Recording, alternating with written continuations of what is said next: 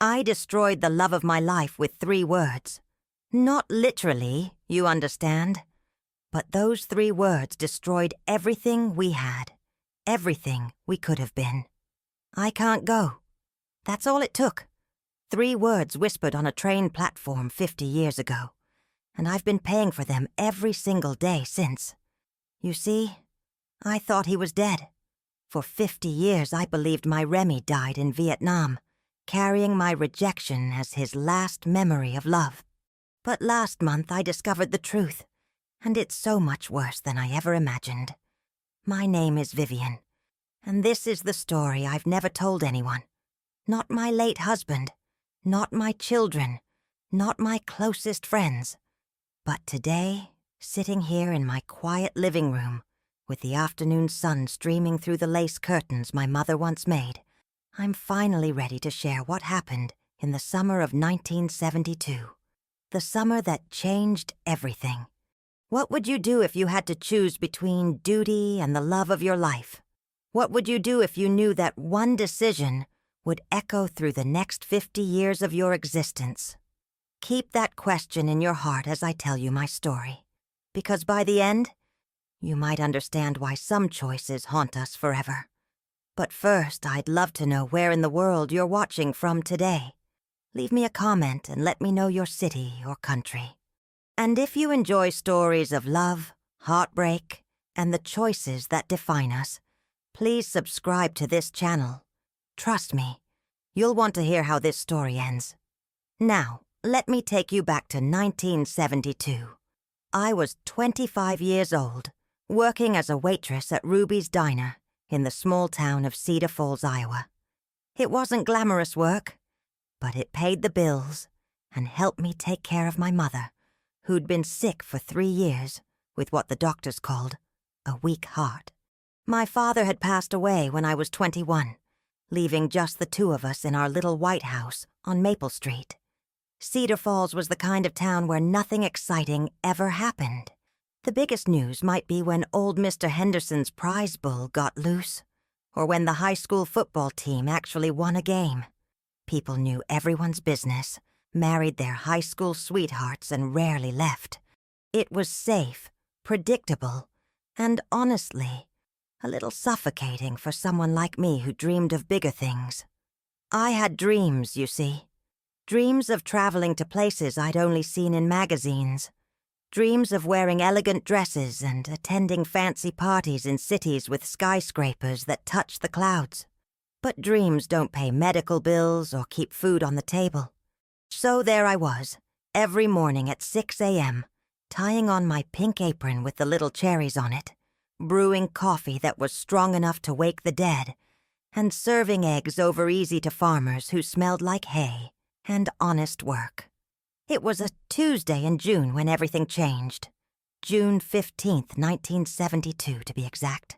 I remember because it was Mrs. Patterson's birthday, and she always ordered the same thing, blueberry pancakes with extra syrup, and told the same stories about her late husband's war service. The lunch rush had died down, and I was wiping down tables, humming along to American Pie on the radio, when the bell above the door chimed. I looked up, expecting to see one of the regulars, maybe Carl from the hardware store looking for his afternoon coffee and pie. Instead, I saw a man unlike anyone who'd ever walked into Ruby's Diner. He was tall, maybe 6 feet, with dark hair that was a little too long for our conservative town, and he carried himself with a confidence that seemed to fill the entire room. But what caught my attention weren't his looks, though he was certainly handsome in that James Dean sort of way. It was the saxophone case in his hand. A saxophone case. In Cedar Falls, Iowa. I'd never seen one in real life. He chose a booth by the window, the one with the red vinyl seats that had been patched with tape more times than I could count.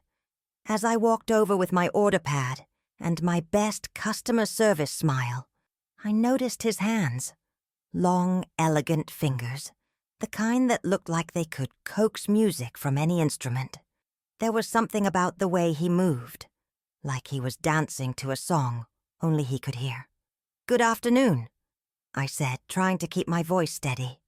"What can I get for you today?" He looked up at me with the most extraordinary eyes. They were brown, but not just any brown. They were the color of rich coffee mixed with honey, with little flecks of gold that seemed to catch the afternoon light. When he smiled, I swear my heart skipped 3 beats and then started racing like I'd just run up a flight of stairs. "Well," he said, and his voice had a slight southern drawl that definitely wasn't from Iowa.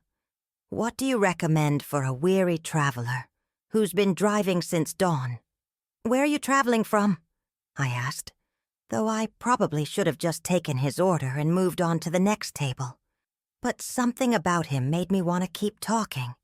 "New Orleans," he said, leaning back in the booth. "And before that, Memphis, Nashville, Chicago. Following the music, you might say." "The music?" He gestured to his saxophone case. "I'm a musician. Jazz, mostly. Been playing clubs and venues across the country. I'm heading to California next, but my car started making some interesting sounds just outside your little town, so here I am.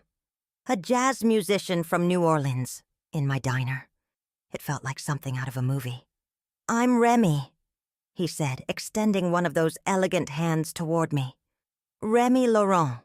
Vivian," I replied, shaking his hand and feeling a little electric shock run up my arm. "Vivian Mills. Vivian," he repeated like he was tasting my name. "That's a beautiful name. French, isn't it?" "My grandmother was French," I said, surprised by how much I wanted to keep talking to this stranger. "She came to America when she was 18, married my grandfather and settled here. A romantic," Remy said with another one of those smiles that made my knees feel wobbly. "I like that. So, Miss Vivian with the French grandmother. What do you recommend for lunch?" I recommended the meatloaf special, which wasn't particularly romantic or exciting, but it was Ruby's best dish. While Remy ate, I found myself making excuses to pass by his table. I refilled his coffee 3 times, even though he'd barely touched it. I asked if he needed anything else at least twice. I wiped down the table next to his so many times that Ruby herself came out of the kitchen to see what I was doing. "That boy's got you all flustered," Ruby said with a knowing grin. She was 65 years old and had seen enough young love to spot it from across the room. "Haven't seen you smile like that since you were in high school." "I'm just being friendly to a customer," I protested, but my face was burning red. "Uh-huh," Ruby said, chuckling as she went back to the kitchen. When Remy finished his meal, he lingered over his coffee, and I could feel him watching me as I served other customers.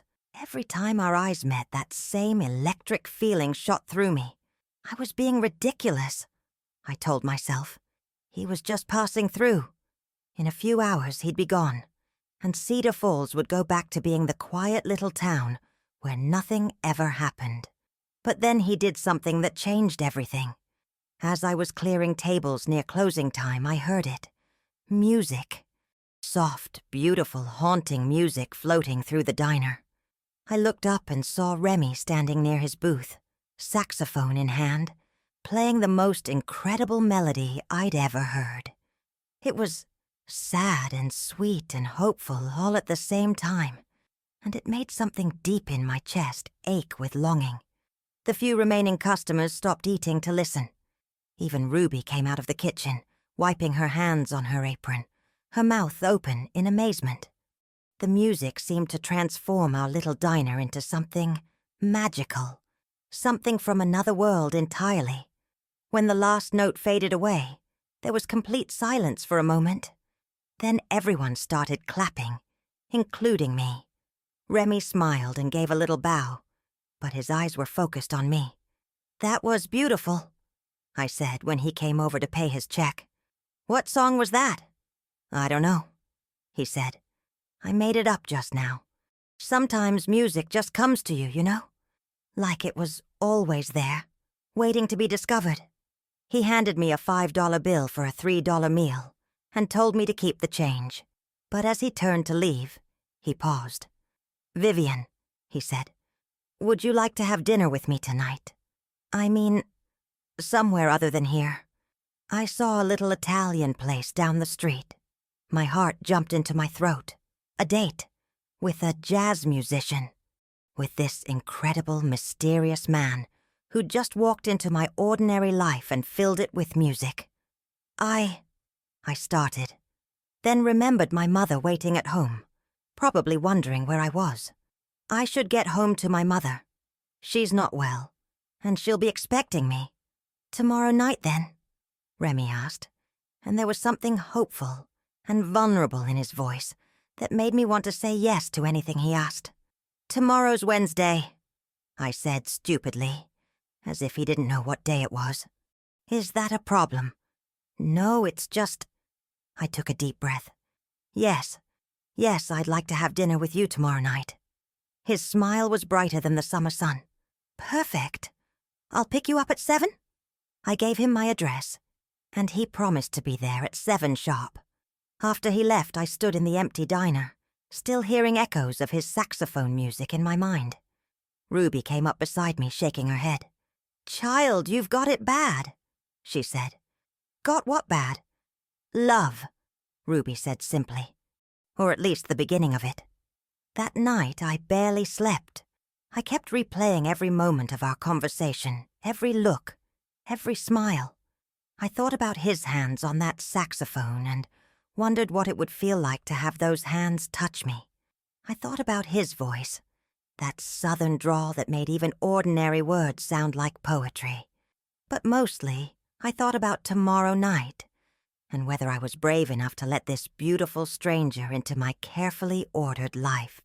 What I didn't know, couldn't have imagined, was that saying yes to that dinner would set in motion a chain of events that would change everything, that this mysterious jazz musician would become the love of my life, and that our story would be both the most beautiful and the most heartbreaking thing I'd ever experience.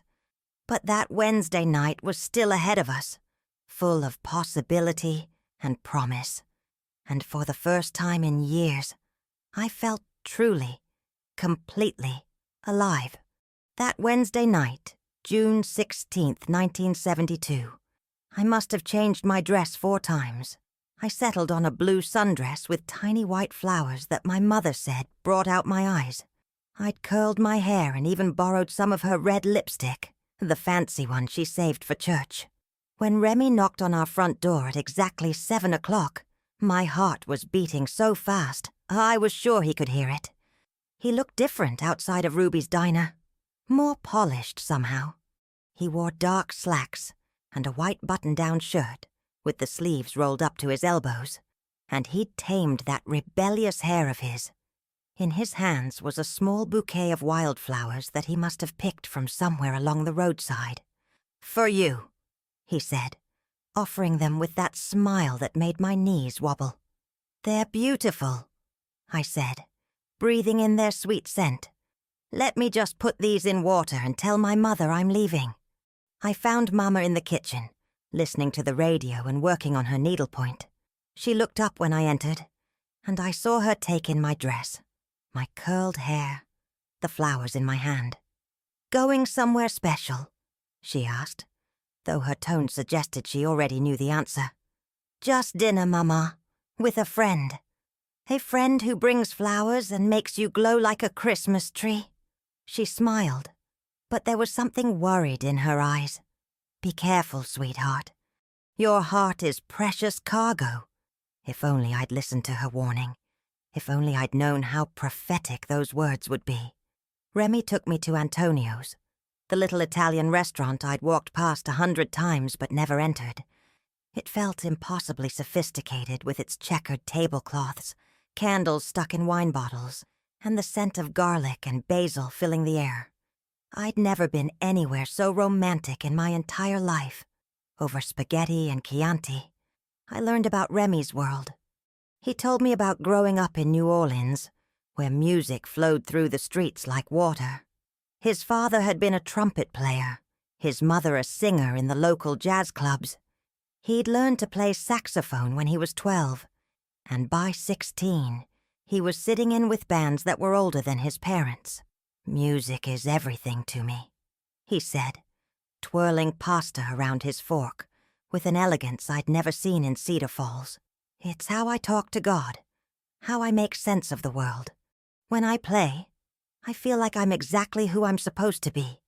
That must be wonderful," I said, meaning it, "to know your purpose so clearly. What about you, Vivian? What makes you feel like yourself?" It was such a simple question, but I realized I didn't have an answer. I'd spent so many years taking care of everyone else that I'd forgotten what I wanted for myself. "I used to want to travel," I said finally. "See Paris, maybe. Visit the places my grandmother told me stories about." "But that was a long time ago." "Why was?" Remy asked, leaning forward. "You're 25, not 95. There's still time for everything." I wanted to tell him about my mother, about the responsibilities that tied me to Cedar Falls like invisible chains. But on that magical night, with his eyes reflecting the candlelight and his voice painting pictures of distant cities, I allowed myself to dream again. After dinner, Remy walked me to the small park in the center of town. There was a gazebo there, painted white and surrounded by rose bushes that my garden club had planted the year before. The moon was full, casting everything in silver light, and when Remy pulled me close and asked if I'd like to dance, I said yes, even though there was no music playing. But then he started humming, a slow, sweet melody that seemed to wrap around us like silk. We swayed together on the grass beside the gazebo, and I felt like I was floating. His hands were gentle on my waist, and when he leaned down to whisper in my ear, his breath was warm against my skin. "You're beautiful, Vivian," he said. "Not just your face, though that's pretty spectacular too. Your soul is beautiful. I can see it in the way you smile, the way you listen like every word matters. No one had ever talked to me like that. Like I was something precious and rare instead of just the girl who poured coffee and wiped down tables." When he kissed me, soft and tentative at first, then deeper when I kissed him back, I understood why poets wrote sonnets about love. I understood why people did crazy things, made impossible choices, threw away perfectly sensible lives for one perfect moment. Because in that kiss, I felt like I was coming alive for the very first time.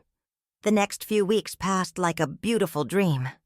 Remy's car, it turned out, needed more work than expected. The local mechanic, old Pete Johnson, kept finding new problems, and Remy didn't seem to mind at all. He found a room at Mrs. Crawford's boarding house and settled into Cedar Falls like he'd always belonged there. Every day after my shift at Ruby's, we'd meet somewhere. Sometimes we'd walk through the fields outside of town, talking about everything and nothing. He told me about the places he'd been, the music he'd heard, the dreams he carried in his heart. I told him about my childhood, about my father's death, about the books I read late at night when I couldn't sleep.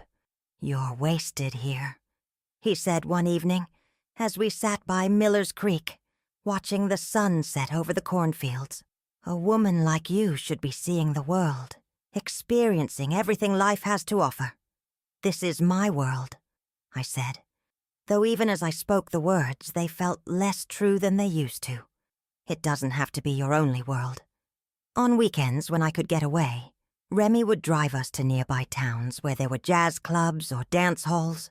I'd never experienced anything like it, the energy of live music, the way people moved together on crowded dance floors, the sense that anything was possible.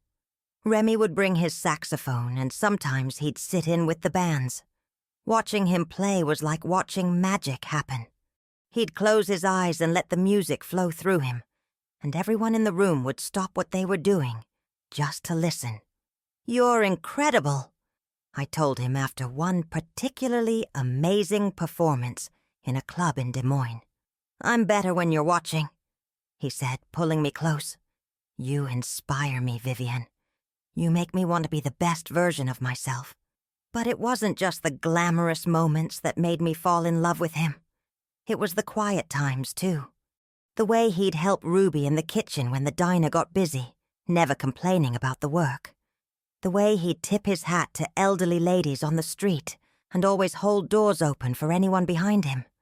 The way he listened to my mother's stories about the old days with genuine interest, even when she repeated herself. "He's a good man," Mama said one evening after Remy had spent an hour helping her with her garden. "But he's not from here, sweetheart. Men like that, they don't stay in places like this." "Maybe he will," I said, but I could hear the uncertainty in my own voice. "And maybe you don't want him to," she said quietly. "Maybe what you really want is to go with him when he leaves." The thought terrified and thrilled me in equal measure. By mid-July, I was completely, desperately in love. Remy was everything I'd never known. I wanted a man who made me laugh, who challenged me to think bigger, who looked at me like I was the most fascinating woman in the world. When he touched me, I felt like I was made of starlight. When he kissed me, the rest of the world disappeared entirely. We'd found secret places where we could be alone. An old barn on the outskirts of town where we'd lie in the hayloft and talk for hours. A hidden spot by the river where willow trees created a natural canopy. In those stolen moments, I felt like we were the only two people in the universe. "I love you," he said one night in late July as we lay on a blanket under the stars. "I know it's crazy I've only known you for a month, but I love you, Vivian Mills. I love your laugh, your kindness, the way you see beauty in the smallest things. I love how you take care of everyone around you. And I love that you're letting me take care of you too." "I love you too," I whispered back. And it was the most honest thing I'd ever said in my life. That's when he told me about California, about the opportunity waiting for him there, a chance to play with an established band, maybe even make a record. It was everything he'd been working toward his whole life. "Come with me," he said, his voice full of hope and longing. "We could get married, start a life together. I could show you San Francisco, take you to jazz clubs in Los Angeles. We could see the ocean together." It sounded like heaven. It sounded like everything I'd ever dreamed of and more.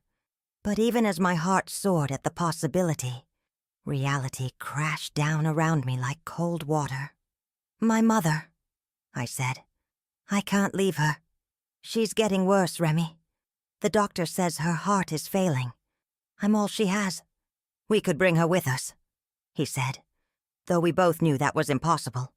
Mama would never leave Cedar Falls, and the journey alone would probably kill her. "I can't," I said, and the words felt like glass in my throat. "Then I'll stay," Remy said immediately. "I'll find work here, make a life here. We can take care of your mother together." But I knew what that would mean. I'd seen the restlessness in his eyes when he talked about his music, his dreams. Cedar Falls would slowly suffocate his spirit, turn him into another man counting the days until his life was over. I couldn't do that to him. I wouldn't. So we existed in a kind of limbo, loving each other desperately while the calendar pages turned toward August. The mechanic had finally declared Remy's car fit for travel, and the band in California was getting impatient. We both knew our time was running out, but neither of us wanted to face the truth. Then, on August 15th, exactly 2 months after that first day in Ruby's diner, a letter arrived that changed everything. I was working the lunch shift when Remy walked in, and I could tell immediately that something was wrong. His face was pale, and his hands were shaking as he held an official-looking envelope. "What is it?" I asked, my heart already sinking with dread. He handed me the letter without a word. At the top, in bold government lettering, were the words that struck terror into the heart of every young man in America. "Greetings. You are hereby ordered to report for induction into the Armed Forces of the United States." His draft notice. Remy had been called to serve in Vietnam. The letter fluttered from my nerveless fingers to the diner floor, and in that moment, I knew our fairy tale summer was over. The war that had seemed so far away, something that happened to other people's sons and boyfriends, had finally come for us. And suddenly, the choice between duty and love became impossibly, heartbreakingly real. The draft notice gave Remy exactly 2 weeks. 2 weeks to report for basic training. 2 weeks to say goodbye to everything he'd known. 2 weeks to prepare for a war that was claiming young men faster than anyone wanted to count. As we sat in Ruby's empty diner that afternoon, staring at the official paper that had just torn our world apart, I felt like I was drowning in cold, dark water. 2 weeks, I whispered, my voice barely audible over the hum of the old refrigerator in the corner. 2 weeks, Remy repeated, but his voice was stronger than mine, already shifting into the tone of a man making plans. Which means we need to get married now. Tomorrow, if possible. My heart jumped and broke at the same time. Remy, listen to me, he said, reaching across the table to take my hands in his. I've been thinking about this since I got the letter. We'll get married here quickly. Then you'll come with me to California. We'll have a few days together before I have to report. And then while I'm gone, you can stay with my aunt in San Francisco. She's a wonderful woman. She'll love you. And when I come back from the war, we'll start our real life together. It sounded so simple when he said it like that. So logical. 2 people in love, facing an impossible situation, finding a way to be together despite the odds. But my chest felt tight, like someone was squeezing my ribs with iron bands. My mother, I said. We'll bring her, Remy said immediately. My aunt's house is big, and the California climate might actually be good for her health. The doctors there might be able to help her in ways the doctors here can't. I wanted to believe him. God, how I wanted to believe that it could be that simple.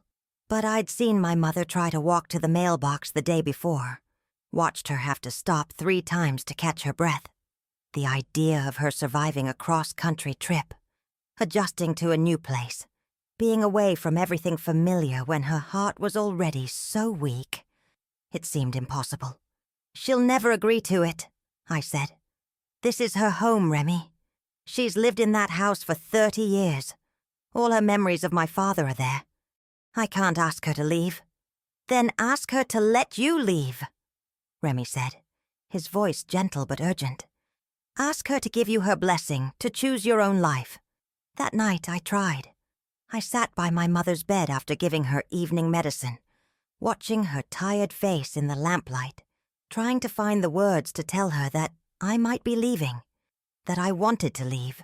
Mama, I began, my voice catching in my throat. Remy asked me to marry him.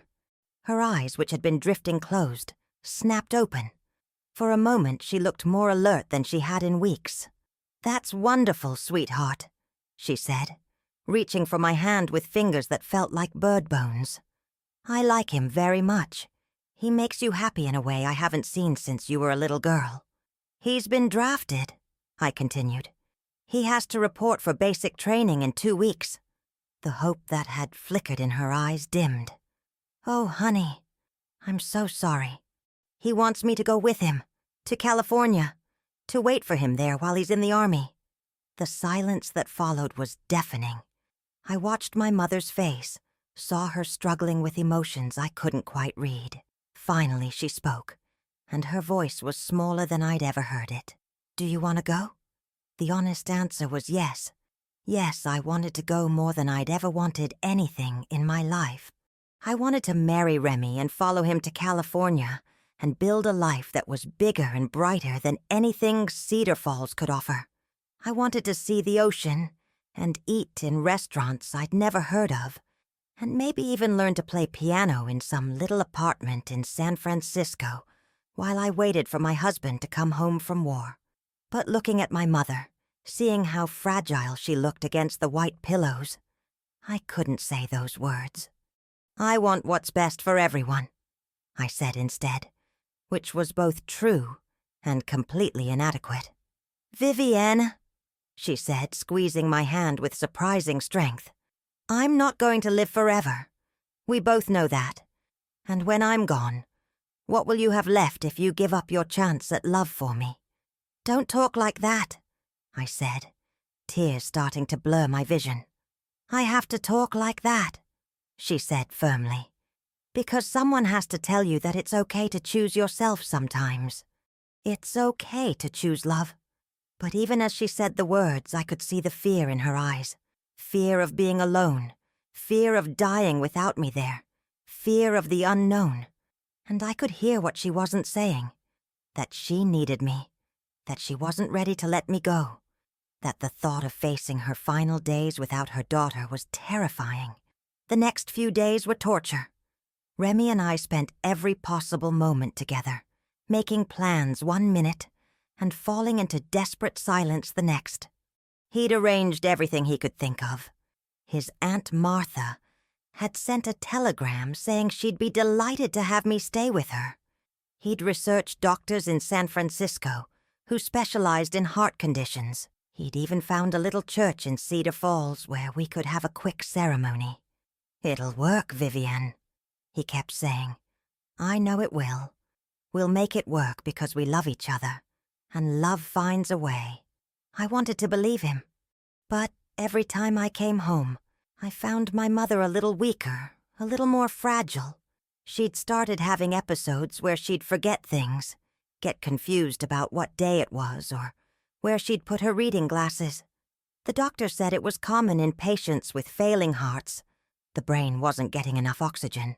She needs stability, Dr. Morrison told me after one of his visits. Routine, familiar surroundings, people she knows. Any major change or stress could be. He didn't finish the sentence, but he didn't need to. Meanwhile, Remy grew more desperate as the days counted down. On August 25th, 5 days before he had to report for duty, he showed up at the diner with a bouquet of roses and a small velvet box. Marry me, he said, dropping to one knee right there in front of Ruby and the 3 customers having their afternoon coffee. Marry me today, Vivienne. We'll figure out the rest later. The ring was beautiful, a simple gold band with a small diamond that caught the light from the window. It was probably expensive, more than a traveling musician should have been able to afford, which meant he'd spent everything he had on it. Yes, I whispered, because in that moment, with him looking up at me with such hope and love in his eyes, I couldn't imagine saying anything else. We were married that evening in a ceremony that was both the happiest and most heartbreaking moment of my life. Pastor Williams agreed to perform the service in his little white church, with Ruby and her husband as witnesses. My mother insisted on coming, even though the short walk from our house to the church left her breathless and pale.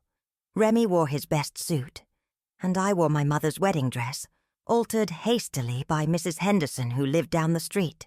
As we stood at the altar and repeated our vows, I felt like I was living in a dream. This beautiful, talented, incredible man was promising to love me forever, and I was promising the same to him. You may kiss the bride, Pastor Williams said, and when Remy's lips met mine, I tasted tears. I wasn't sure if they were his or mine. The reception was small, just cake and coffee in the church basement, but it felt like the most magical party in the world. Remy had brought his saxophone, and he played "At Last" while I danced with my new husband under the fluorescent lights, feeling like we were in the most elegant ballroom in Paris. But the magic couldn't last forever. After we took my mother home and made sure she was settled for the night, Remy and I sat on our front porch swing, holding hands and watching the stars come out. 4 more days, he said quietly. 4 more days. I agreed. Vivienne, I need you to promise me something. What? Promise me you'll come to California. Maybe not right away, but soon. When you're ready. When you've had time to make arrangements for your mother. I wanted to promise. I wanted to tell him that yes, of course I'd come. That nothing could keep us apart for long.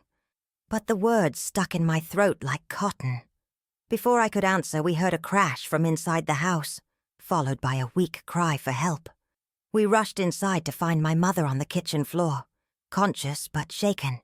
She'd gotten up for a glass of water and collapsed, her heart racing so fast I could see her pulse in her throat.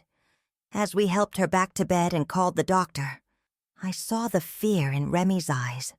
Not just fear for my mother, though he genuinely cared about her, but fear of what this meant for us.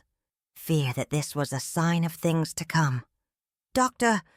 Morrison arrived within the hour and spent a long time examining my mother, while Remy and I waited in the living room, not talking, both lost in our own thoughts. Her condition is deteriorating more rapidly than I expected, the doctor told us when he finally emerged. She needs constant supervision now. Any excitement or stress could trigger a major cardiac event. After he left, Remy and I sat in the darkness, holding each other but feeling miles apart. We both knew what the doctor's words meant, even if neither of us wanted to say it out loud.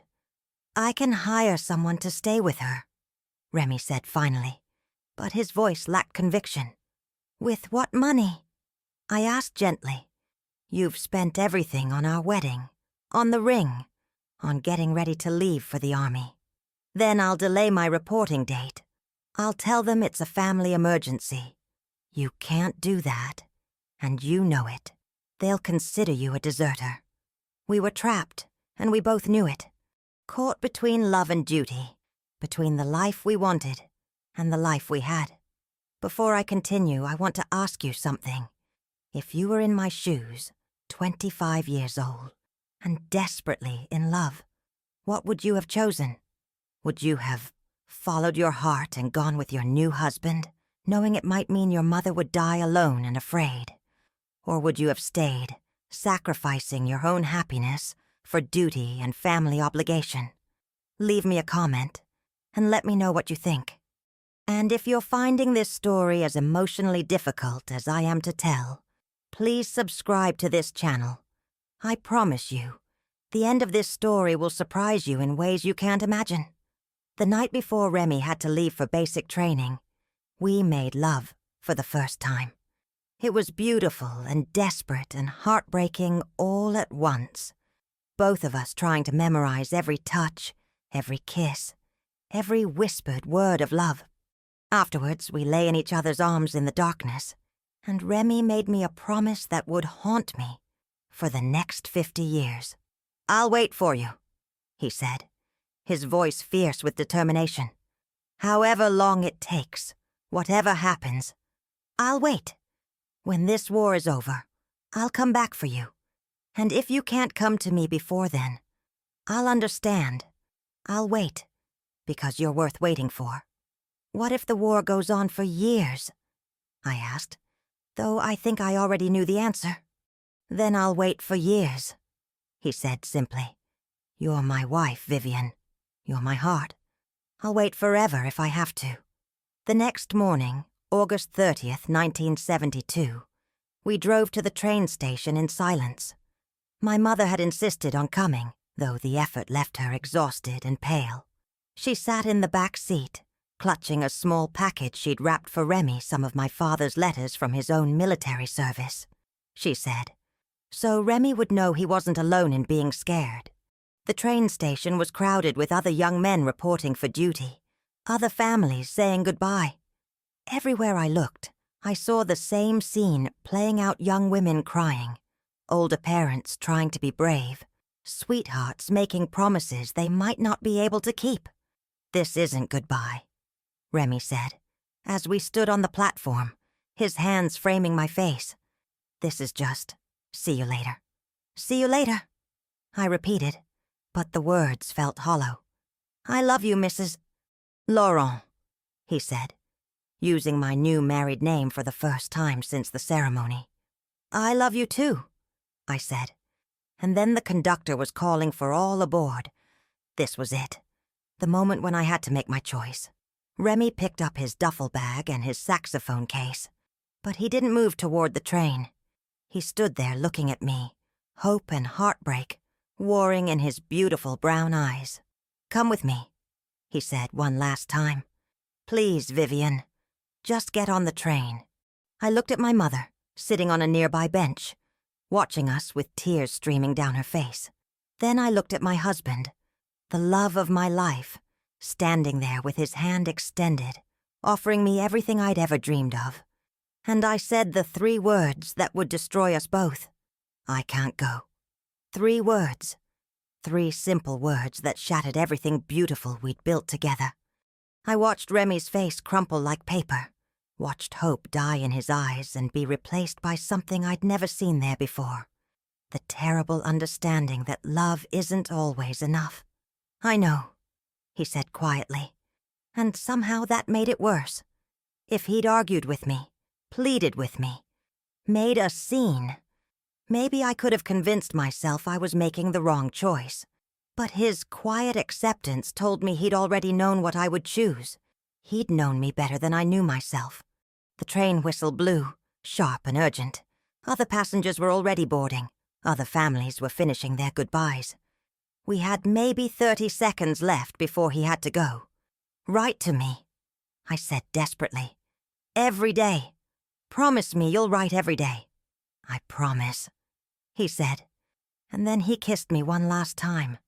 It was soft and desperate, and tasted like goodbye. When he pulled away, there were tears on both our faces. I love you, Vivienne Laurent, he said. Remember that. Whatever happens, remember that I love you more than music, more than dreams, more than life itself. Then he was walking away, his duffel bag over one shoulder, his saxophone case in the other hand. He turned back once at the train car steps, and our eyes met across the crowded platform. He smiled then, a brave, broken smile that tried to pretend this wasn't the end of everything. The train pulled away with a great hiss of steam and grinding of wheels, and I stood there watching until it disappeared around the bend, taking my heart with it. My mother came up beside me and took my arm, and together we walked back to the car in complete silence.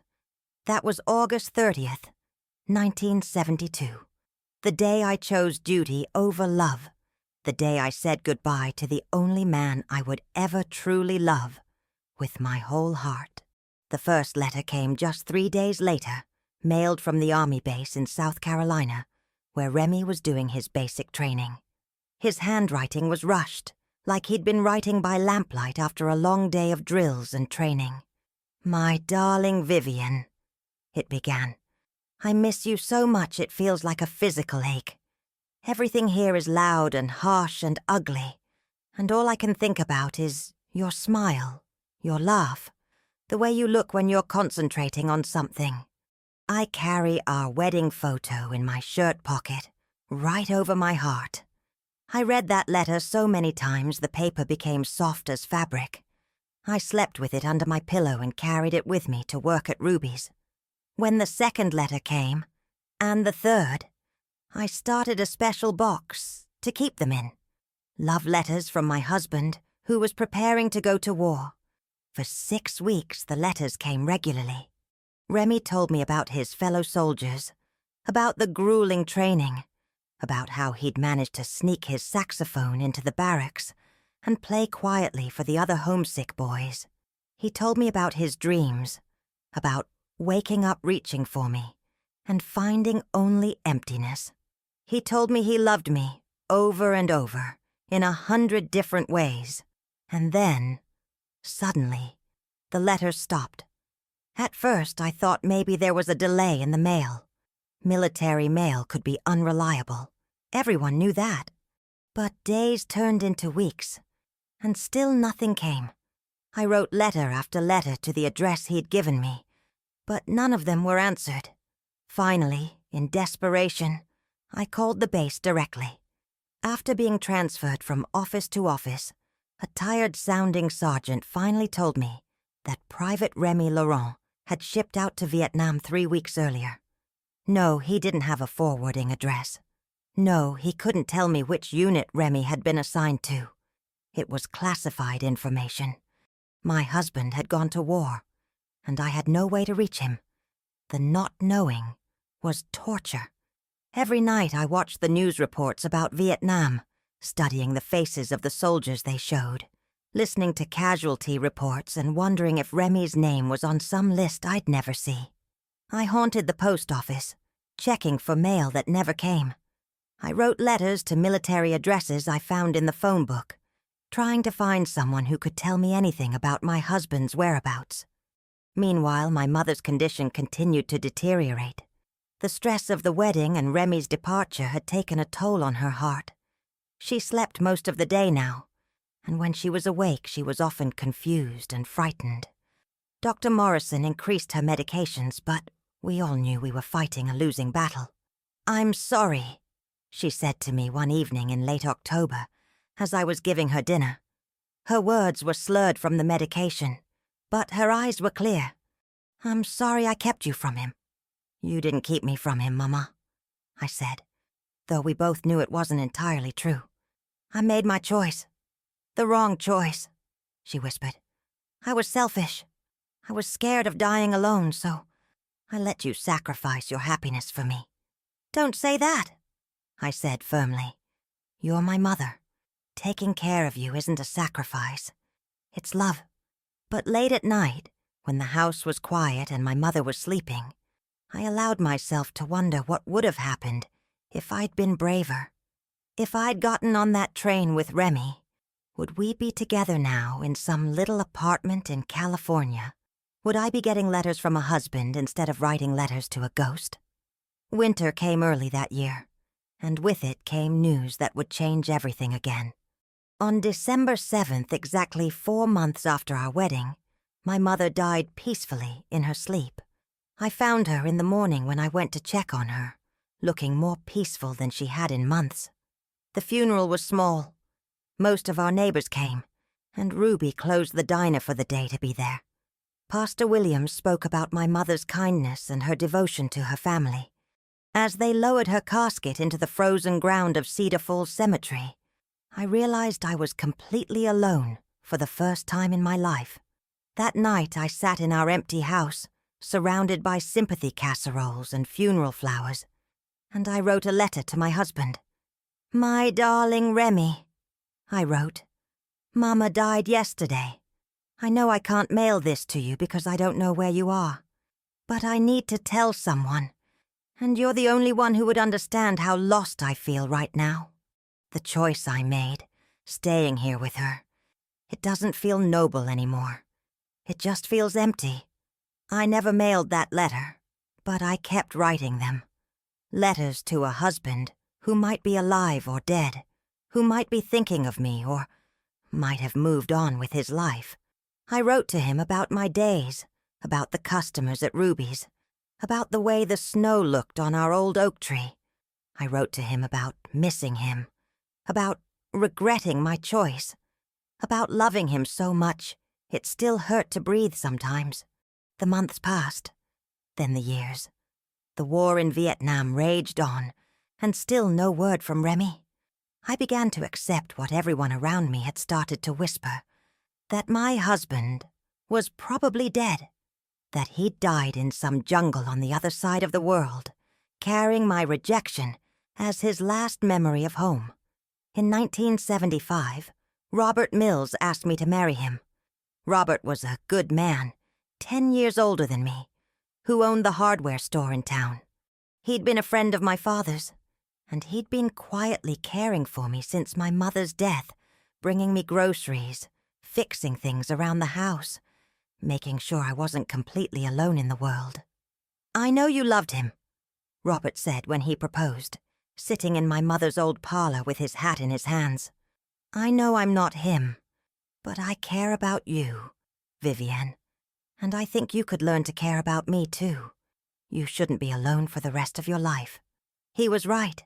I was 28 years old and tired of living like a widow for a man who might not even remember my name. So I said yes to Robert Mills, and in September of 1975, I married him in the same little church where I'd married Remy 3 years earlier. Robert was a kind husband. He never pressured me to love him the way I'd loved Remy, seemed to understand that part of my heart would always belong to someone else. We had a comfortable marriage, built on friendship and mutual respect rather than passion. I took his name, became Mrs. Robert Mills, and tried to convince myself that this was enough. We had children Thomas in 1977 and Sarah in 1979. Beautiful babies who brought joy back into my life in ways I hadn't expected. When I held my son for the first time, when I watched my daughter take her first steps, I felt something I hadn't felt in years. Genuine happiness. I threw myself into motherhood, into being a good wife to Robert, into building a life that looked normal and settled from the outside. I kept busy with school committees and church activities and neighborhood barbecues. I learned to make Robert's favorite meals and to laugh at his gentle jokes and to appreciate his steady, uncomplicated love. But late at night, when Robert was snoring beside me and the children were asleep in their beds, I would sometimes take out that old box of letters from Remy and read them by lamplight.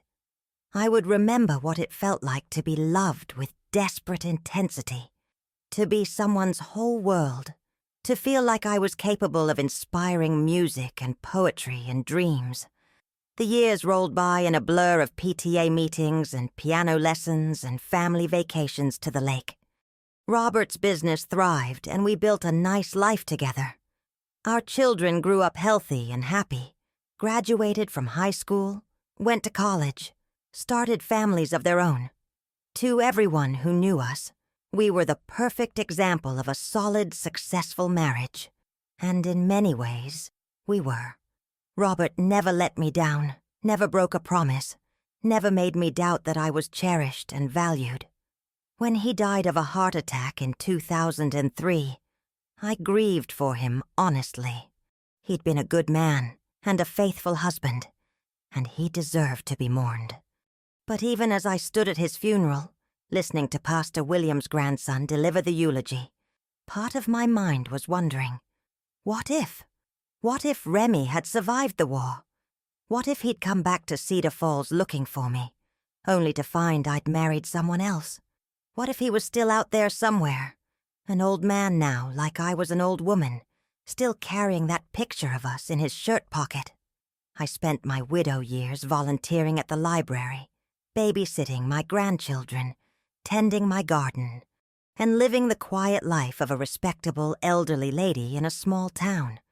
But the wondering never stopped. Every time I heard jazz music on the radio, every time I saw a man with silver hair and elegant hands, every time I passed a musician playing on a street corner, my heart would skip a beat with the impossible hope that is maybe, somehow, 50 years. 50 years of wondering, of carrying a secret love in my heart, like a pressed flower in an old book. 50 years of believing that the love of my life had died in Vietnam, probably hating me for choosing duty over devotion. And then, 3 months ago, a letter arrived that changed everything I thought I knew about my life, my choices, and the man I'd never stopped loving. It was a Tuesday morning in late June, almost exactly 51 years after that first day, Remy walked into Ruby's diner.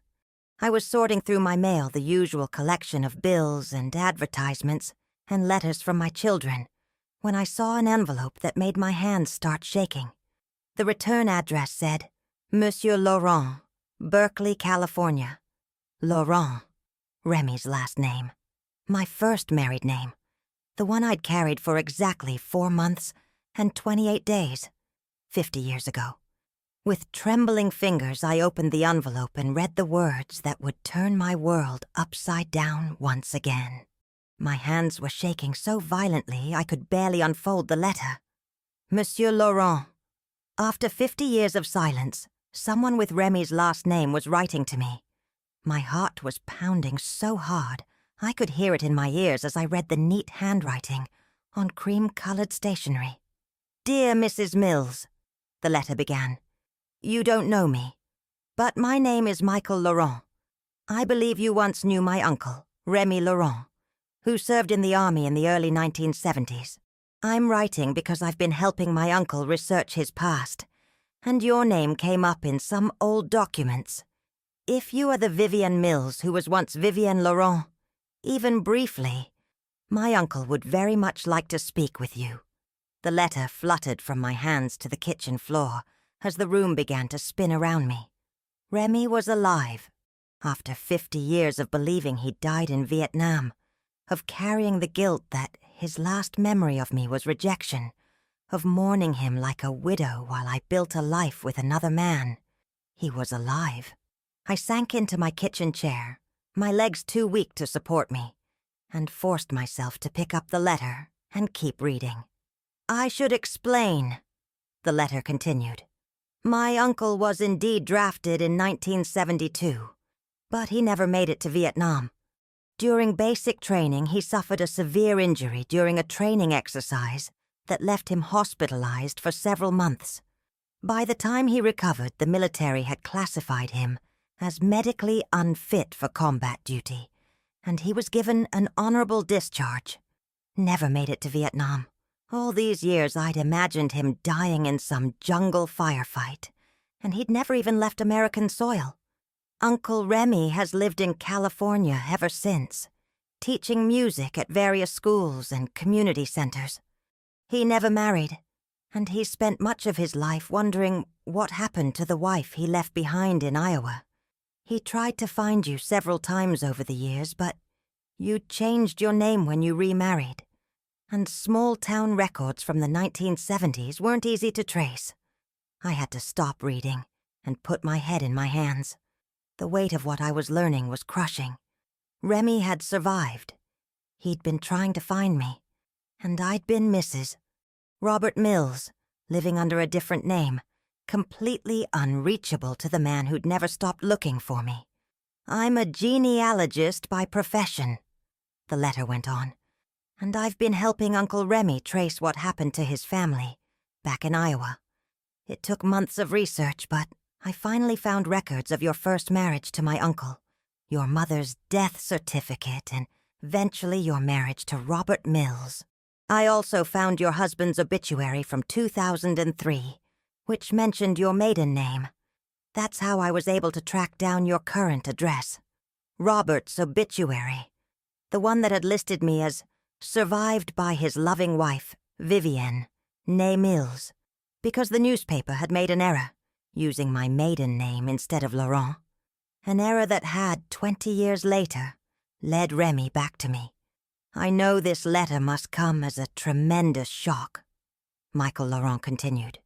"Uncle Remy doesn't even know I'm writing to you. He's 75 years old now, and not in the best health. He had a mild heart attack last year. But he's still teaching piano to children at the community center in Berkeley. Every year on August 30th, he takes out a photograph of a young couple at their wedding and tells me about the most beautiful girl he ever knew, the one who got away. August 30th, our wedding anniversary. He remembered. After all these years, he still remembered. If you're willing, I'd like to arrange a phone call between the two of you. I think my uncle deserves to know that you're alive and well, and perhaps you'd like to know the same about him. My phone number is at the bottom of this letter. I'll be waiting to hear from you. Either way." The letter was signed "With Hope, Michael Laurent," and included a California phone number. I sat in my kitchen for the rest of the morning, staring at that letter, my mind reeling with the implications. Remy was alive. He was 75 years old, living in Berkeley, teaching music to children. He'd had a heart attack. He'd never married. He still remembered our wedding anniversary. And suddenly, the choice that had defined my entire adult life looked completely different. I hadn't sacrificed my marriage to take care of my dying mother. I'd sacrificed it for nothing. Mama had died 4 months later anyway, and all those years I'd spent believing I'd made the noble choice, the right choice, the only choice. It had all been based on a lie I'd told myself.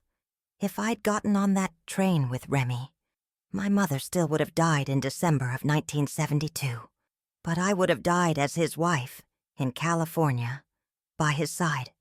We could have grieved together, started our life together, grown old together. Instead, I'd built a life with a good man who deserved better than a wife who was still in love with someone else. And Remy had spent 50 years alone, wondering what he'd done wrong. I called Michael Laurent that afternoon. My hands were shaking as I dialed the number, and when a warm male voice answered, "Hello, this is Michael," I almost hung up. "This is Vivian Mills," I managed to say. "You wrote me a letter about your uncle." There was a pause, then, "Mrs. Mills, thank you so much for calling. I was hoping you would, but I wasn't sure. Is he really alive?" I interrupted, because I had to hear someone else say it to make it real. "Yes, ma'am. He's very much alive. And Mrs. Mills, if you don't mind me saying so, he's going to be over the moon to know that you are too." We talked for over an hour. Michael told me about his uncle's life in California, about the music school where he'd taught for 30 years, about the students who adored him, and the little house he'd bought near the campus of UC Berkeley.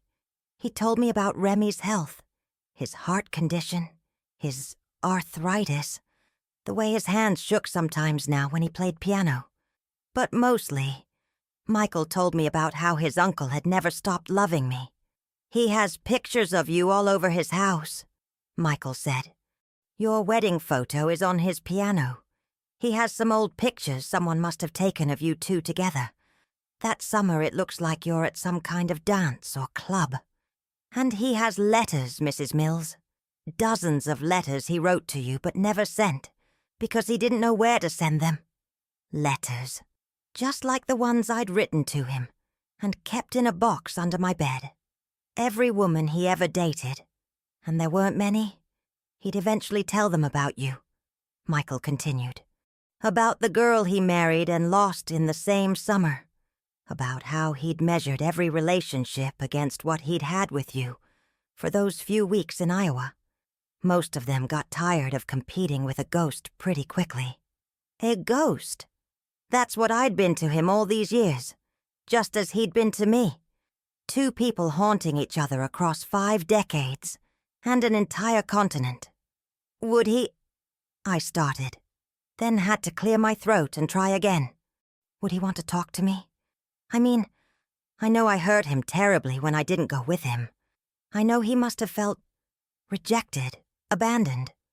"Mrs. Mills," Michael said gently, "my uncle has never blamed you for staying with your mother. Never. Not once in all the years I've known him. He's told me 100 times that what you did was brave and selfless, and exactly the kind of thing that made him fall in love with you in the first place. He understood your choice, even if it broke his heart."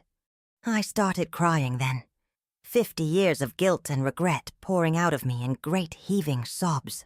This man I'd loved more than life itself had spent half a century not hating me, not resenting me, but understanding me, loving me still. "I want to talk to him," I said when I could speak again.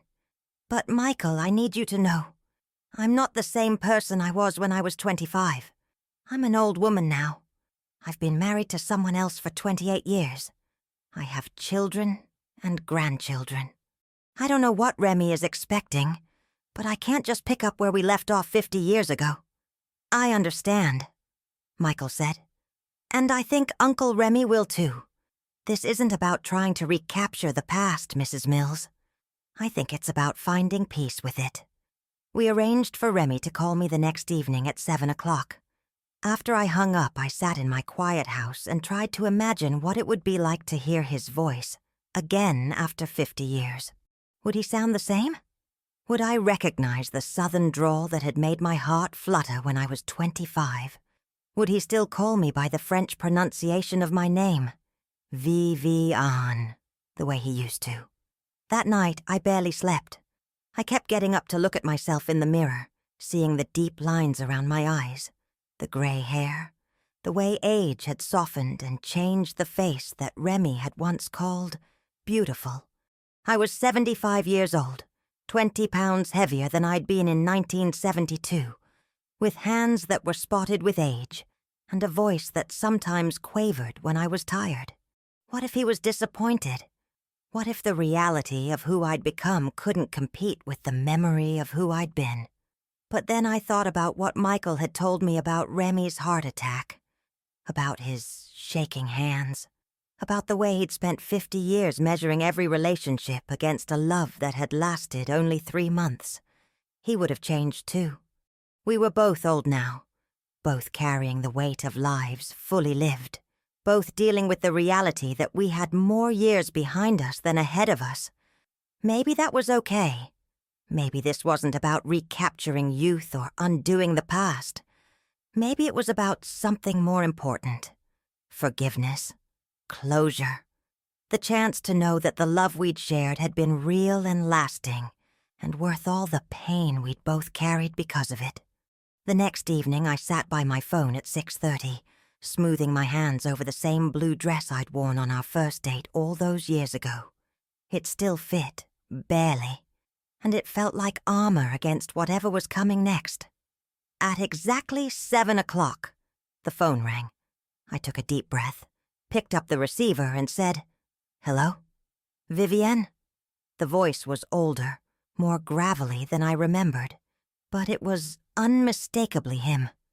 Unmistakably the man who'd walked into Ruby's diner 51 years ago and changed my life forever.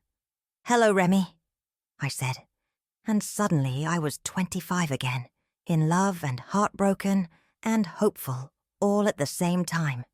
"Mon Dieu," he breathed, using the French phrase he'd sometimes whispered when we made love. "It's really you. After all this time, it's really you." We talked for 3 hours that first night. About everything and nothing. About our lives and our regrets and our memories of that magical summer when we thought love was enough to conquer anything. Remy told me about his years in California, about the students he'd taught and the music he'd written, and the quiet life he'd built for himself. I told him about Robert and my children and the years I'd spent, wondering if he was alive or dead. "I tried to find you," he said at one point, his voice thick with emotion. "God, Vivian, I tried so many times, but you disappeared completely. It was like you'd never existed at all. I'm sorry," I said, tears streaming down my face. "I'm so sorry, Remy, for all of it, for not going with you, for changing my name, for building a life that made me impossible to find. Don't," he said firmly. "Don't apologize for living your life, for making the choices you thought were right. I've had 50 years to think about that day at the train station, and I've never blamed you for it. Not once." Before we hung up, he said something that made my heart skip like it hadn't in decades. "Vivienne," he said softly, "I know we're different people now. I know we can't go back to what we were, but I need you to know something. I never stopped loving you. Not for a single day in 50 years. You were the love of my life, and that's never changed." "You were mine, too," I whispered back. "You still are." After we hung up, I sat in my kitchen and cried for a long time. But they weren't sad tears anymore. They were tears of relief, of gratitude, of something that felt almost like joy. The love of my life was alive, and he still loved me. And maybe that was miracle enough. But here's the question I want to ask you. The question that kept me awake for the next 3 nights. What do you do when you discover that the great tragedy of your life wasn't a tragedy at all, but a misunderstanding? What do you do when you're 75 years old and you're given a second chance at the love story you thought ended 50 years ago? Would you take the chance? Would you risk your heart again, even knowing that time is running out? Even knowing that you're not the same people you were when you first fell in love? Leave me a comment and tell me what you think, because what happened next surprised even me. And please, if this story is touching your heart the way it's touched mine in the telling, subscribe to this channel, because the ending is going to change everything you thought you knew about second chances and the power of love that never dies. Because 3 weeks after that first phone call, Remy Laurent did something that made me realize that some love stories don't end, they just wait for the right moment to begin again. 3 weeks after our first phone call, Remy asked me a question that would change everything.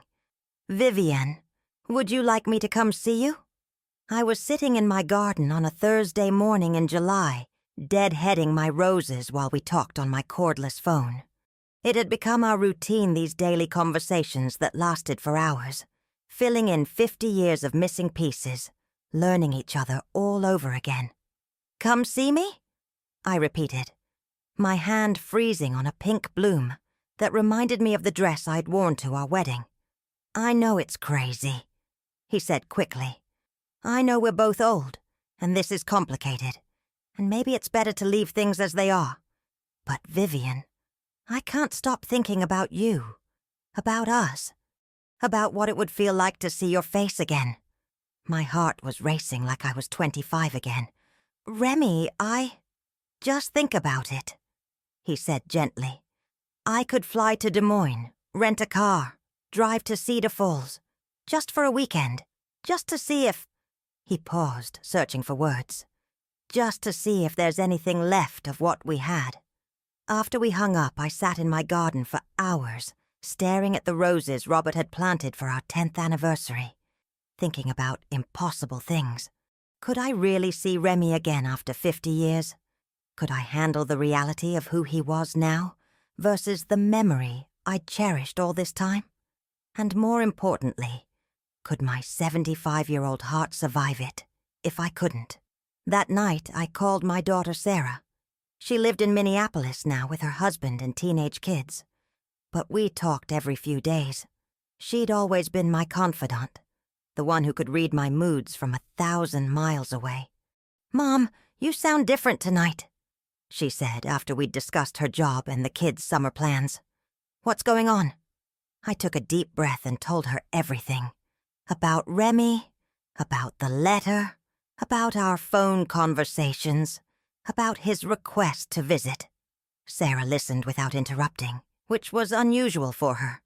And when I finished, there was a long silence. "Mom," she said finally, "are you telling me that you were married to someone else before Dad?" "For 4 months," I said. "When I was 25. I thought he'd died in Vietnam. I never talked about it because, well, it was too painful. And it didn't seem relevant to the life I was building with your father." Another silence. Then, "Do you still love him?" The question caught me off guard with its directness. "Sarah, It's okay, Mom. I mean, it's weird as hell, but it's okay. Dad's been gone for 20 years. You're allowed to have feelings. I'm 75 years old," I said weakly. "I'm too old for feelings like this." Sarah laughed, and it was so much like her father's laugh that it made my chest ache. "Mom, you're not dead, and from what you've told me, neither is this Remy guy. If you want to see him, then see him. What's the worst that could happen?" "My heart could break again," I said honestly. "And if you don't see him, you'll spend the rest of your life wondering what if. Which sounds worse to you?" The next morning, I called Remy and told him yes. Yes, he could come to Cedar Falls. Yes, I wanted to see him too, despite my terror and uncertainty and the voice in my head that kept saying I was too old for such foolishness. "Really?" he said, and I could hear the smile in his voice. "You're sure?" "I'm not sure of anything," I said honestly, "but I want to try." We made plans for the following weekend. He'd fly into Des Moines on Saturday morning, rent a car, and drive to Cedar Falls. He'd stay at the Holiday Inn on the interstate. I wasn't brave enough to suggest he stay at my house, and we'd have dinner that evening at Antonio's, if it was still there. It was still there. Michael had confirmed when I called to make a reservation. Still the same checkered tablecloths and wine bottles with candles, though it was under new management now. The hostess, a girl young enough to be my granddaughter, thought it was sweet that I was meeting an old friend for dinner. An old friend, I repeated to myself after making the reservation. Is that what Remy was now? An old friend? Or was he still my husband, in some cosmic sense? We'd never divorced, after all. When I'd married Robert, I'd simply assumed Remy was dead. Legally, I supposed I'd committed bigamy, though no one had ever questioned it. The thought made me laugh, despite my nerves. At 75, I was finally having my rebellious phase. The days leading up to Remy's visit passed in a blur of preparation and panic. I cleaned my house from top to bottom, even though he wasn't staying there. I went to the beauty salon and had my hair colored and styled. I bought a new dress, navy blue with tiny white flowers that reminded me of the one I'd worn on our first date. I practiced conversations in my mirror and changed my mind about our dinner plans a dozen times. The night before he was supposed to arrive, I couldn't sleep. I kept getting up to look at myself in the bathroom mirror, seeing every wrinkle, every age spot, every way that time had changed me. In the morning, I looked so tired and nervous that Mrs. Henderson from next door asked if I was feeling all right. "Just having an old friend visit," I told her, which was becoming my standard explanation. "Must be some friend," she said, "to have you this worked up." At 3 o'clock a Saturday afternoon, my phone rang. "I'm here," Remy said simply. "I'm in Cedar Falls. I'm sitting in the parking lot of what used to be Ruby's diner, and I'm scared to death." "Ruby's is gone," I said unnecessarily. "It's been a Subway for 15 years. "I know, but I can still see it, you know. I can still see you in that pink apron with the cherries, carrying coffee and looking like the most beautiful thing I'd ever seen." My eyes filled with tears. "Remy, I'm sorry," he said quickly. "I'm being sentimental. It's just being back here. It all feels so real again." "Where are you staying?" I asked. "The Holiday Inn. I checked in an hour ago." "Vivienne, are you sure about this? Because if you've changed your mind, I'll understand. I'll drive back to Des Moines and catch the next flight home." "Don't you dare!" I said, surprised by the fierceness in my own voice. "I've waited 50 years to see you again. I'm not backing out now." We agreed to meet at Antonio's at 6 o'clock. That gave me 3 hours to have a complete breakdown and pull myself back together again. I must have changed clothes 5 times before settling on the navy dress and Robert's mother's pearls. I put on lipstick, then wiped it off, then put it on again. I sprayed on perfume, then worried it was too much, and tried to dab some of it off. I felt like a teenager getting ready for prom, if teenagers had arthritis and took blood pressure medication. At 5:45, I drove to Antonio's and sat in my car in the parking lot, watching the door and trying to calm my racing heart. Other customers went in and out, normal people having normal Saturday night dinners with their families and friends. None of them were about to have dinner with the love of their life after a 50-year separation. At exactly 6 o'clock, a silver sedan pulled into the parking lot.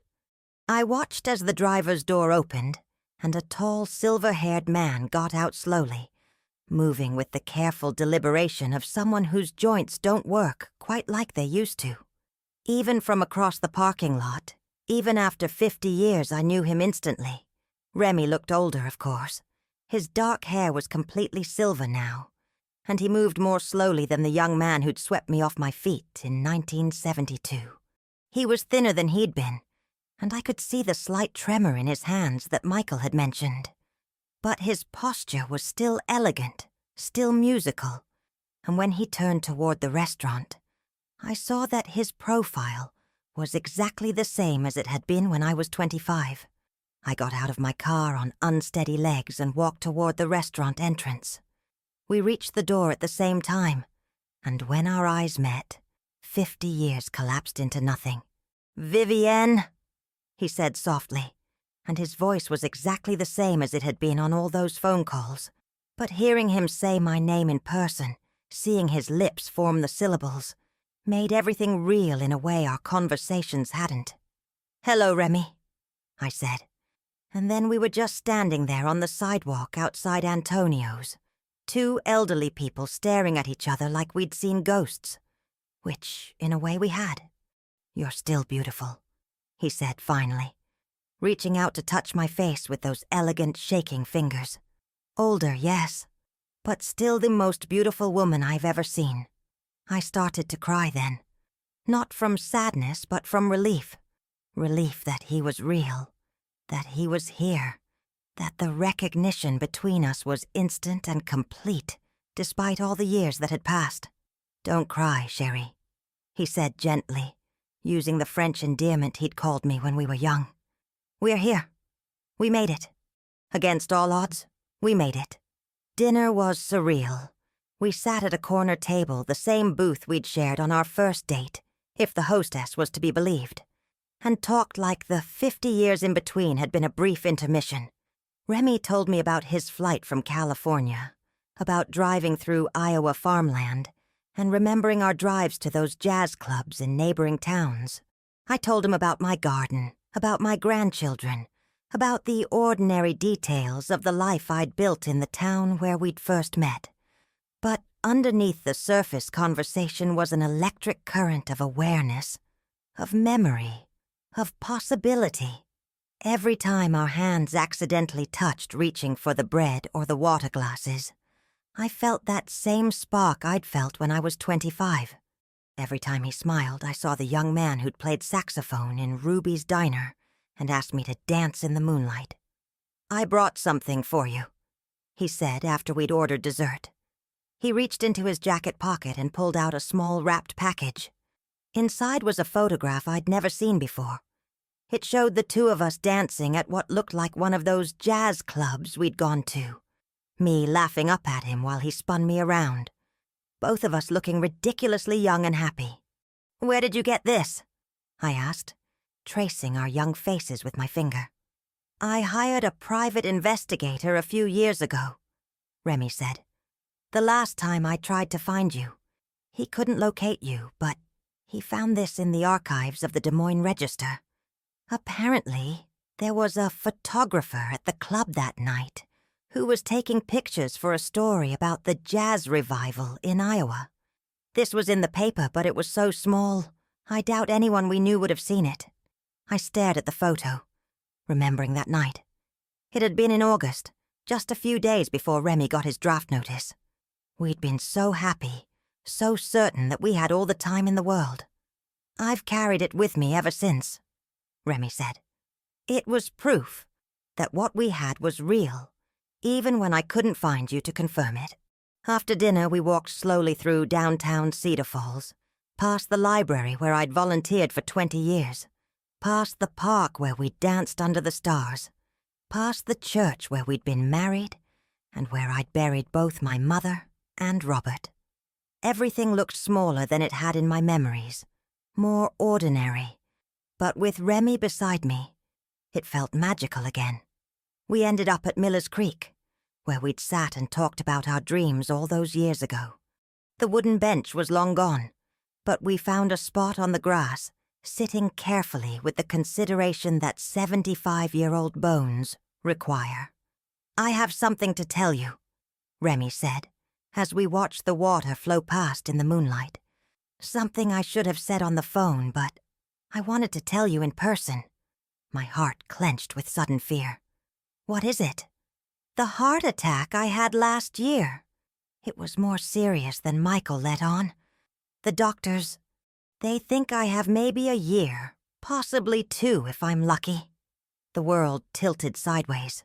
"Remy, I'm not telling you this to make you sad," he said quickly. "I'm telling you because I want you to know that finding you again, getting to see you one more time, it's the best thing that's happened to me in 50 years. Whatever time I have left, it's better because you're in it again." I couldn't speak. The thought of losing him again, just when I'd found him, was unbearable.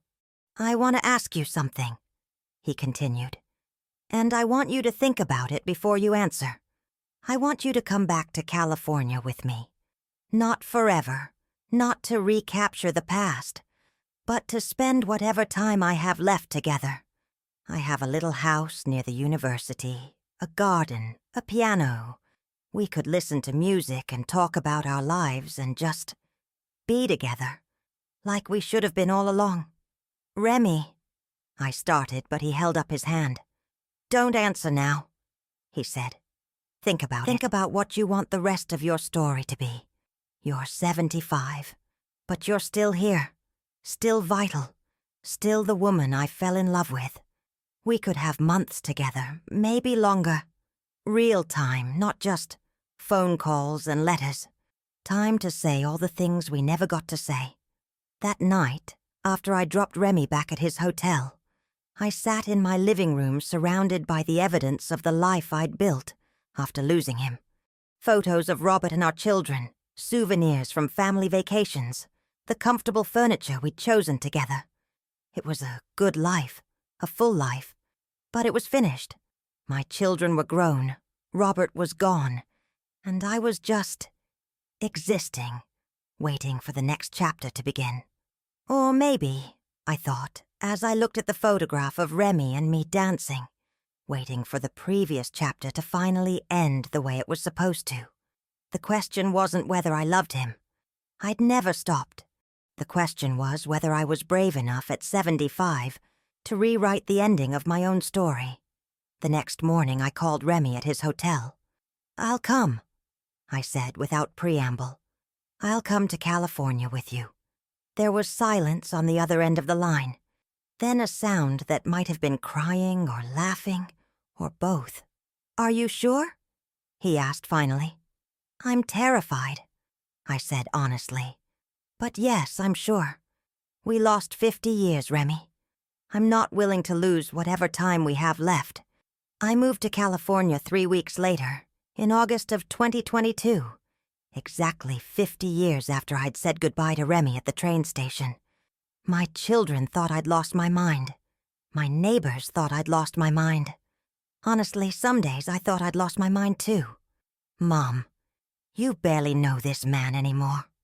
My son Thomas said when I called to tell him about my decision, 50 years is a lifetime. People change.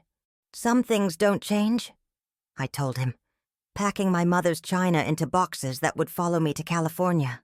Some things are deeper than time.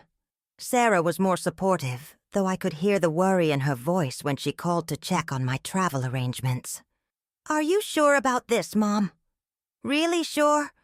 Because once you sell the house and move across the country... I'm not selling the house, I said. I'm renting it to the Hendersons' daughter and her family. If things don't work out, I can always come back. But even as I said it, I knew I wouldn't be coming back. Not because I was so confident about Remy and me, I was still terrified about that, but because I was finally ready to stop living my life according to other people's expectations. For 75 years, I'd been the dutiful daughter, the faithful wife, the devoted mother. For whatever time I had left, I wanted to try being the woman who chose love. Remy flew back to Iowa to help me make the drive to California. His health was fragile. He couldn't lift heavy boxes or drive for long stretches, but having him there made the whole impossible undertaking feel manageable somehow. Are you nervous?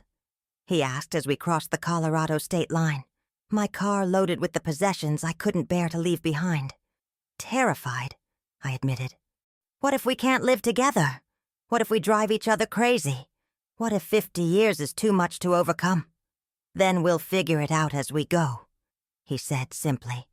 That's what people do when they love each other. They figure it out. His house in Berkeley was nothing like what I'd expected. I'd pictured something grand, artistic, bohemian. Instead, it was a small, neat bungalow, with a garden full of roses and a front porch with 2 rocking chairs. Inside, it was cozy and cluttered with the accumulation of a lifetime spent teaching music. There were instruments everywhere, keyboards, guitars, a violin, and of course, his beloved saxophone, now displayed on a stand near the window. But what took my breath away were the photographs. Our wedding picture sat on the piano, just as Michael had said. But there were others too, scattered throughout the house. Pictures of me that I didn't remember posing for, taken during those precious weeks in the summer of 1972. Me laughing at something he'd said. Me sleeping in the hayloft of that old barn where we used to meet. Me dancing. My eyes closed and my face turned up to the sun. "You kept them all," I said, picking up a photo of us sitting by Miller's Creek. "Every single one," he confirmed. "They were all I had of you for 50 years. Living with Remy was like slipping into a song I'd forgotten I knew. We fell into routines easily. He made coffee in the mornings while I cooked breakfast. I tended his garden while he practiced piano. We took slow walks through the neighborhood in the evenings. His students still came for lessons, and I loved listening to him teach, hearing the patience in his voice as he guided young fingers across the keys. "You're a natural teacher," I told him after watching him work with a shy 8-year-old who'd been struggling with a simple piece. "I learned from the best," he said. "Your mother taught me that sometimes the most important thing you can give someone is your complete attention." My mother. We talked about her often during those first months in California, and I finally understood something that had taken me 50 years to see. She hadn't kept me from Remy out of selfishness. She'd been dying, and she'd been afraid, and she'd needed me in a way that was as real and valid as my need for love. The tragedy wasn't that I'd chosen her over him. It was that we'd all believed there was only one choice to make. "What if you told me to stay?" I asked Remy one evening as we sat on his front porch, watching the sunset paint the sky in shades of pink and gold. "What if you'd asked me to give up my dreams of California for you?" "I would never have asked that," he said. "Just like I could never ask you to abandon your mother for me. Love isn't about making someone choose between you and their responsibilities. It's about understanding that sometimes life forces impossible choices on people, and loving them anyway." We had 8 months together in that little house in Berkeley. 8 months that felt both like a lifetime and like no time at all. We went to jazz clubs in San Francisco, where Remy would sometimes sit in with the band, and I would watch from our table, feeling 25 again. We drove up the coast to see the redwoods, marveling at trees that had been standing for longer than human civilizations. We spent quiet evenings reading together on his couch, my head on his shoulder, both of us amazed that we were finally in the same place at the same time. But we also dealt with the realities of loving someone who was dying. Remy's health declined gradually at first, then more rapidly as winter turned to spring. The tremor in his hands got worse, making it harder for him to play piano. He got tired more easily, needed afternoon naps, had to stop our evening walks to catch his breath. "I'm sorry," he said one day in April, after a particularly difficult morning when he'd been too weak to get out of bed until noon. "For what?" I asked, helping him to his favorite chair by the window. "For bringing you all the way out here just to watch me die." "Remy Laurent," I said firmly, kneeling beside his chair and taking his shaking hands in mine. "You listen to me. These 8 months have been the happiest of my life. Not the happiest. Since I was 25, the happiest ever. Don't you dare apologize for giving me this gift."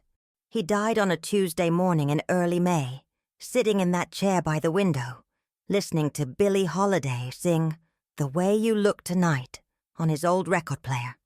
I was making tea in the kitchen when I heard the music stop, and I knew before I even turned around that he was gone. His face was peaceful, almost smiling, and his hands were folded in his lap over the photograph of us dancing that he'd given me at Antonio's. Later, I would find the letter he'd left on his nightstand, sealed in an envelope with my name written in his careful handwriting. "My dearest Vivian," it began. "If you're reading this, then I've gone ahead of you to whatever comes next, and you're alone again in a way I hate to think about. But I need you to know that these months with you have been worth 50 years of waiting. You gave me back my heart when I thought it was too late for such things, and you loved me not as the young man I was, but as the old man I became. There is no greater gift than being known and loved completely, exactly as you are. The letter went on for 3 pages, full of memories from our time together, instructions for his funeral, and requests for how he wanted his possessions distributed. But the part that made me cry until I had no tears left was the ending.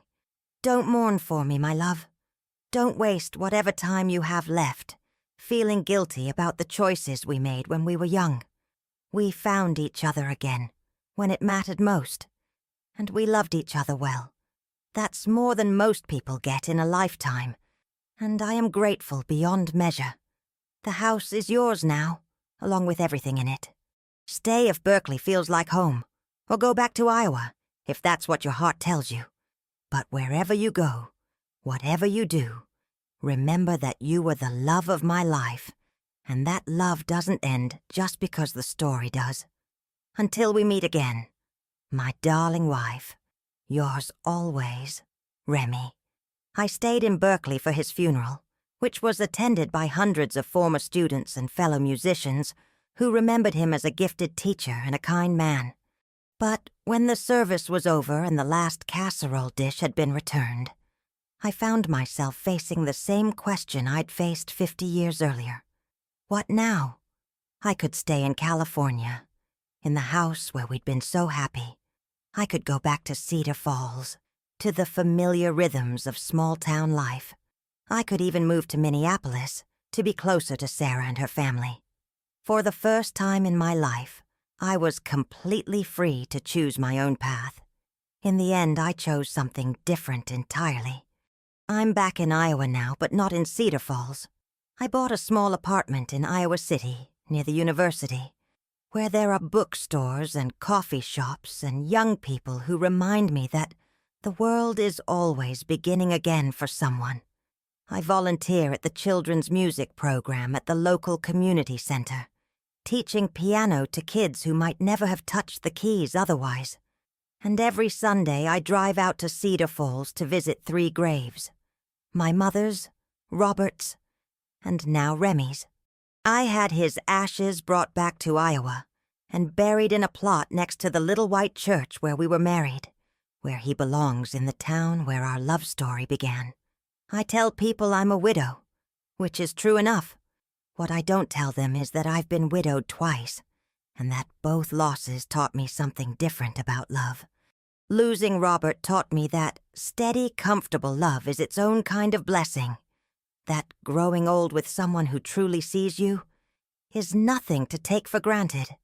Losing Remy taught me that some connections transcend time and circumstance, that it's never too late for second chances, and that 8 months of perfect love can be worth 50 years of wondering. Now, I want to ask you something, and I hope you'll take a moment to really think about your answer. Do you believe in second chances? Do you believe that love can survive decades of separation, misunderstanding, and the changes that time brings to all of us?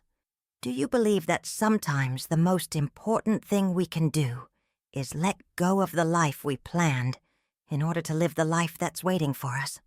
I'd love to hear your thoughts in the comments. Tell me about the choices you've made for love, for duty, for family. Tell me about the roads not taken, and whether you think it's ever too late to go back and try again. And please, if this story has touched your heart, subscribe to this channel. There are so many more stories to tell, so many more women like me who've learned that life is long and surprising and full of second acts we never saw coming.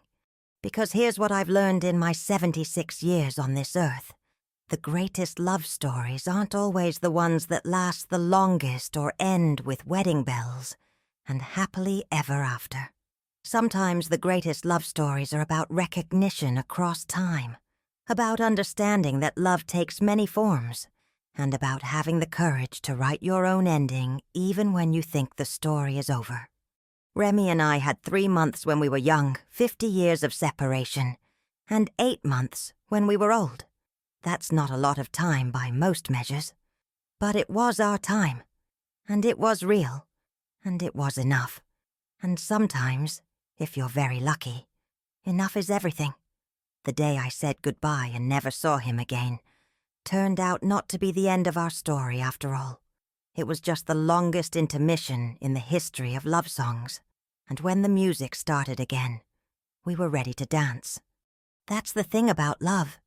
It doesn't follow the rules we think it should. It doesn't care about timing or age, or the practical considerations that seem so important when we're young. Love just is. And if you're brave enough to let it be, it will surprise you in ways you never imagined. I know because it surprised me. At 75, when I thought all my stories were finished, love walked back into my life and reminded me that every ending is also a beginning, and every goodbye might just be a "see you later" in disguise. And now you know the secret I carried for 50 years, that sometimes the most painful choices we make when we're young turn out to be exactly the choices we needed to make to become who we were meant to be. I needed to be the woman who stayed, who cared for her mother, who built a good life with a good man. And Remy needed to be the man who waited, who taught music to children, who kept faith with love, even when love seemed impossible. We both needed to become the people we were at 75. People who understood that love isn't about possession or perfection or getting everything we want when we want it. Love is about recognition, about choosing each other again and again, across whatever distance or time separates you. We chose each other at 25, across a crowded diner. We chose each other at 75, across 50 years of silence. And somewhere, in whatever comes after this life, I believe we're choosing each other still, because that's what love does. It endures, it transcends, it waits. And sometimes, if you're very, very lucky, it comes home.